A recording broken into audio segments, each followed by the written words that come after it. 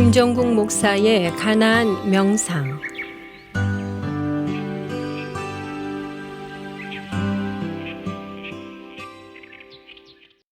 어찌된 일인지 다윗의 그 영혼의 잔은 지금 넘치나이다라고 고백할 정도로 가득합니다. 무엇으로 과연 채워져가 있을까? 근데 보았더니 그동안 이 다윗은 자신을 인도해 오셨던 이 하나님을 따라 집으로 들어오게 됩니다. 그런데 자기를 쭉 줄곧 인도해 오셨던 하나님께서 집으로 돌아오자마자 목자의 옷을 벗고 주인의 옷으로 갈아입으시더니 바로 상을 차리기 시작한 겁니다.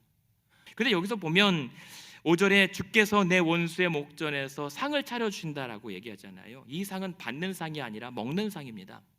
당시 사회에서는 일반적으로 상 없이 바닥에 음식을 깔고 그냥 먹었던 것으로 보아 지금 특별하게 별도로 상을 준비하고 차려주신다라고 하는 이 말은 잔치를 베풀어 준비한다는 뜻입니다. 그러니까 하나님께서 자신을 위해 잔치를 준비하고 계시는 거예요. 갑자기 잘 나가다가 왜 잔치일까요? 그동안 자기를 믿고 따라오느라 고단했고 고생했을 다윗을 위해서 지금 상을 차려주시는 거예요. 근데 여기서 이 잔치상이 어디에서 베풀어집니까? 바로 원수의 목전에서 이 잔치를 준비하고 있는 거예요. 원수의 목전이라고 하는 것은 그 원수들 보라고, 마치 한번 보라는 듯이 그 누구도 개의치 아니하고 모든 수단을 동원해서 오직 그 한 사람을 위한 잔치를 지금 마련하고 계신다는 겁니다. 다시 말해서 지금 지난날 내가 그렇게 사망의 골짜기를 지나온 것처럼 너무 힘들고 죽고 싶을 만큼 괴로웠던 모든 사건과 일들을 한순간에 잊고도 남을 만큼의 향연을 하나님께서 준비해 주고 계신다는 뜻입니다. 근데 유대 사회에서 어떤 사람이 정말 잘 사는가, 대단한 사람인가, 얼마나 부자인가를 아는 방법은 나 돈 많다라고 자랑할 필요가 없었습니다. 그저 그 사람이 베푸는 잔치에 몇 번 참석하면 이 사람이 얼마나 대단한 사람인지를 그냥 보고 알게 되는 거예요. 근데 그것처럼 이 잔치를 베푼다라고 하는 것은 하나님의 지금 명예를 걸고 하시는 겁니다. 하나님 자존심을 걸고 모든 하나님의 수단을 동원하여서 준비하시는 잔치인 거예요. 게다가 그분과 함께 주인과 식사를 한다라고 하는 것은 당시로서는요, 그 주인과 얼마나 가까운 관계인지를 보여주는 거거든요.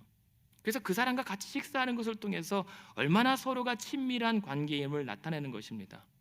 근데 그러고 보니까 그동안 저 다윗이라고 하는 사람이 뿔에 걸려 헤매거나 길을 잃고 울고 있을 때나 먼지를 뒤집어 쓴 채 그 광야를 따라다닐 때는 단순히 그 하나님과 그가 주종 관계인 줄로 알았는데 집에 도착하고 보니까 사람들이 오 그런 사이였어? 라고 깜짝 놀랄 정도로 주인과 아주 각별한 사이였다는 거예요. 아주 친밀한 사이였다는 겁니다. 그가 너를 알고 계셨어? 그렇게 모두가 보는 자리 앞에서 반전이 일어나는 잔치가 바로 오늘 원수의 목전에서 상을 베푸시는 곳이었습니다.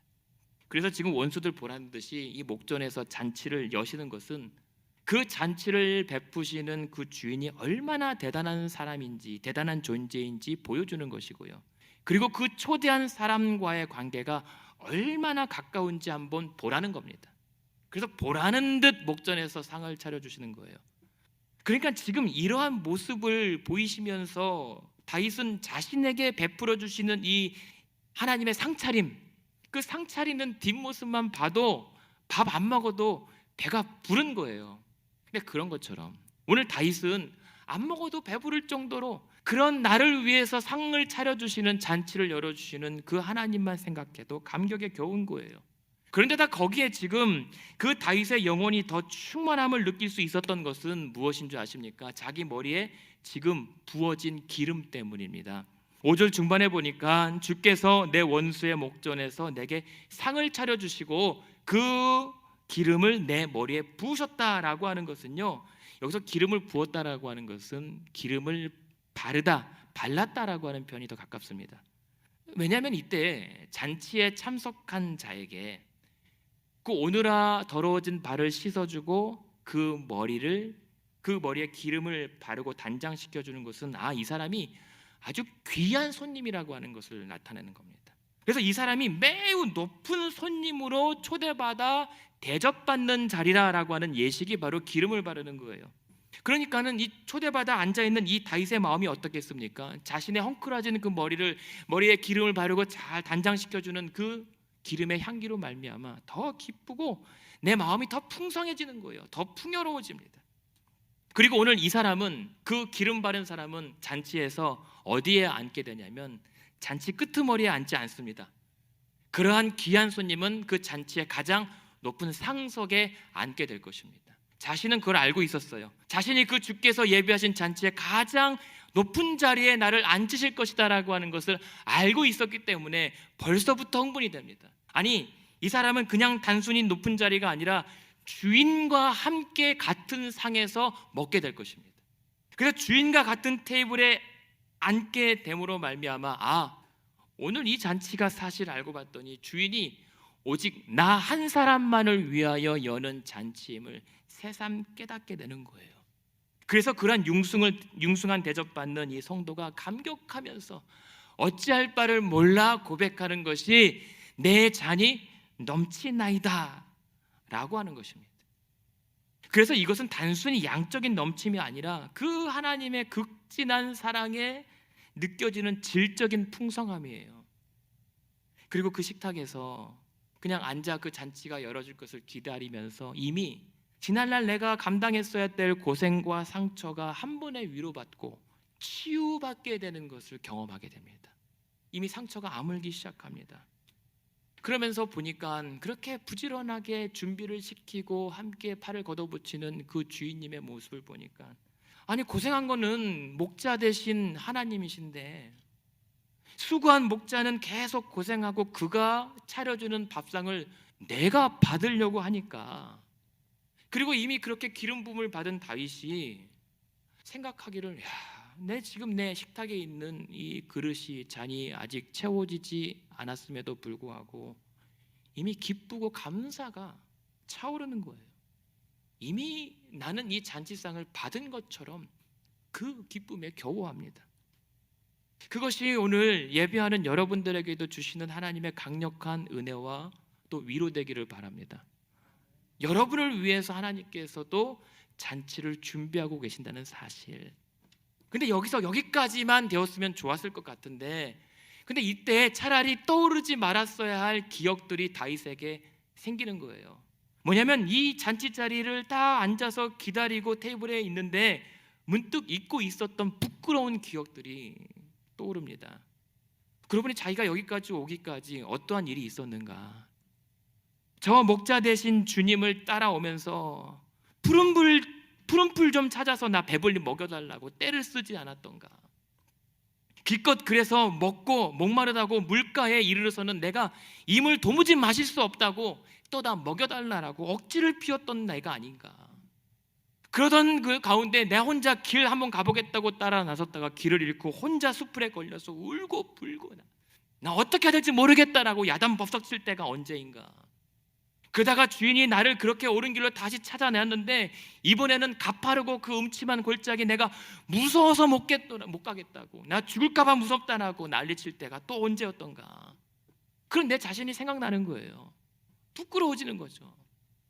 근데 그때마다 다시 나를 믿어주시고 그저 말없이 앞서 인도해 주시고 그렇게 풀과 물을 찾아 때마다 배불리 먹여 누워주셨던 그 하나님의 은혜, 그렇게 내가 죽을 것 같은 바닥에서 내 영혼을 새롭게 소생시켜 주시고 위험할 때마다 주의 지팡이와 막대기로 항상 함께 해주신 그 주인 하나님의 은혜 앞에서 이 다윗은 깨닫는 거예요. 내가 과연 지금 앉아서 이런 대접을 받을 자격이 있는가. 부끄러워집니다. 그런데 이상한 일이 일어나죠. 그렇게 부끄러워서 내가 원래 어떤 존재였는지를 깨닫게 되고 그런 내게 베풀어 주신 모든 일들이 그저 은혜였다는 사실을 깨달을수록 내 영혼의 빈잔은 도리어 계속 차오르고 넘쳐 흐릅니다. 그것이 지금 오늘 본문의 다윗의 영적인 상태입니다. 그리고 바라기는 오늘 함께 예배하는 여러분의 영적 상태 되기를 소망합니다.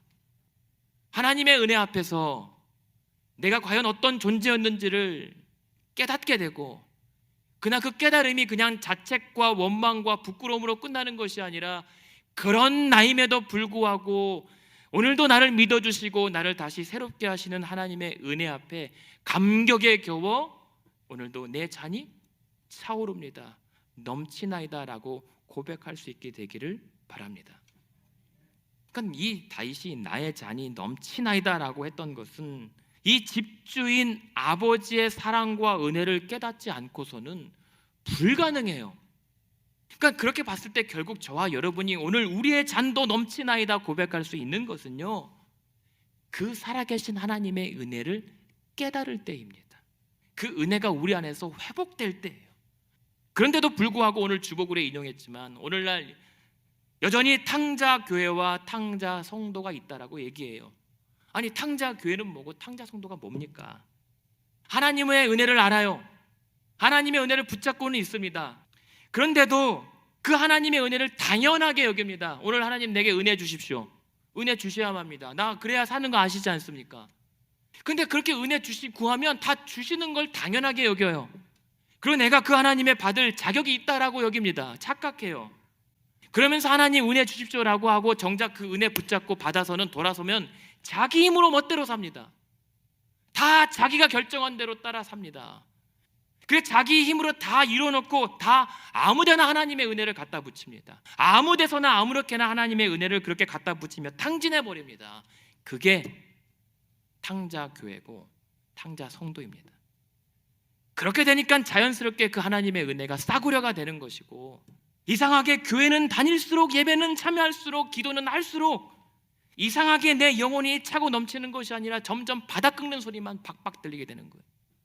그 하나님의 은혜 없이 그냥 말만 은혜 하니까, 은혜의 깨달음도 없이 내가 얼마나 부끄럽고 자격 없는 자인지 깨닫지도 못한 채 그냥 신앙생활하고 있기 때문에 어떻게 해야겠습니까? 내 존재가 얼마나 무능한지, 얼마나 전적으로 타락했는지를 깨닫는 겁니다. 그리고 우리의 발목을 붙잡고 있는 그 죄의 심각성을 다시 깨닫는 거예요. 죄의 발목에 묻혀서 죄가 죄인 줄 깨닫지 못하고 계속 우리 장로님 기도했던 것처럼 똑같이 모르는 중에도 죄를 짓지만 반복해서 같은 죄를 알고도 짓는 우리의 처참한 이 실상을 하나님 앞에 낱낱이 고하는 역사가 있어야 됩니다. 그러면서 우리 안에 어떤 변화가 일어나냐면, 그러고 보니 그 때문에 그대로 죽고 끝났을 내 인생, 그때 그 자리에서 그냥 픽 쓰러지고 끝났어야 할 내 인생을 오늘도 그때 내버려 두지 아니하시고 살려주사 오늘 이 자리까지 앉혀주시고, 그런 내게 주의 은혜와 베풀어 주신 이 잔치상에 대하여 내 영혼이, 그 잔이 감격과 감사가 차고 넘치도록 회복되는 겁니다. 오늘도, 아니 지금 이 순간부터 이미 나의 잔도 넘치나이다 고백할 수 있는 저와 여러분의 믿음과 삶 되시길, 그리고 우리 교회 되기를 주님의 이름으로 축원합니다. 지금까지 가나안 교회를 섬기시는 김정국 목사의 가나안 명상이었습니다. 가나안 교회는 1255 미러키 애비뉴 글렌뷰에 위치해 있으며 주일 예배와 이행, 주일학교, 청년부 예배가 주일 오전 11시에 있습니다. 월요일부터 목요일까지 새벽 예배가 매일 오전 5시 45분에 있습니다. 화요 기도회는 화요일 오후 8시에 있습니다. 신앙 상담이나 교회에 관한 자세한 문의를 원하시면 전화 224-735-2346번으로 연락하시기 바랍니다.